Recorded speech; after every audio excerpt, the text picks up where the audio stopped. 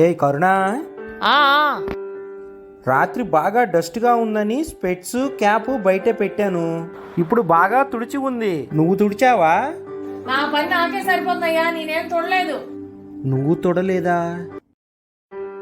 అమ్మా నువ్వు తుడిచావా? అవును బాబు. ఏంటమ్మా ఇక్కడ కూర్చున్నావు? లోపలికి రా. నువ్వు రావద్దన్నావుగా బాబు. ఏమ్మా లేగు, బయటికి పో. ఊరికి దగ్గుతూనే ఉంటావు. పో. లేగు లేగు.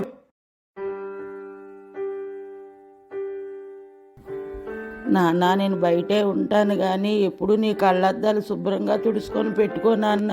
చాలు చాలులే, నేను ఆటకాలి. వెళ్ళి ఇదిగో ముద్ద పడేస్తాము, బయటే సాగు. నేను చూసుకుంటానులే, లోపలికి రా అమ్మా. ఏయ్యా, ఎవరితో మాట్లాడుతున్నావు? మా అమ్మతోనే. మీ అమ్మ చనిపోయి వాళ్ళకి 5 రోజులయ్యా. అమ్మా అమ్మా నీ పసివాడ అమ్మా అమ్మా, వేలేక వసివాడానమ్మా. బ్రతికున్నప్పుడు నిన్ను నేను ఏడిపించాను, ఇప్పుడు చనిపోయి నాకు దూరం అయ్యి నన్ను నువ్వు ఇప్పుడు ఏడిపిస్తున్నావు. నీరవుతోంది ఎదలో గాయం. అమ్మ బ్రతికి ఉన్నప్పుడు హింసించి చనిపోయిన తర్వాత ఎంత ఏడ్చినా తిరిగి రాదు. అమ్మ విలువను తెలుసుకుందాం.